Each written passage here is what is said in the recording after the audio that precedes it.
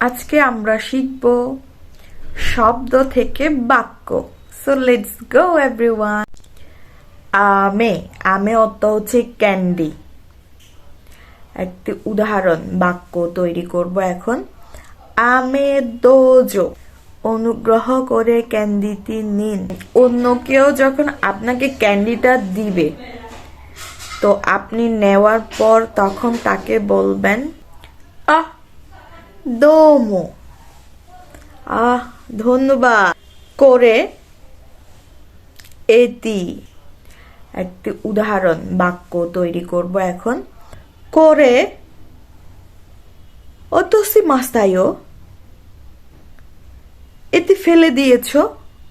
তখন যদি আপনি ওইটা ফেলে দেন, তখন আপনাকে বলতে হবে সুমিমাসেন, ওহো আমি দুঃখিত।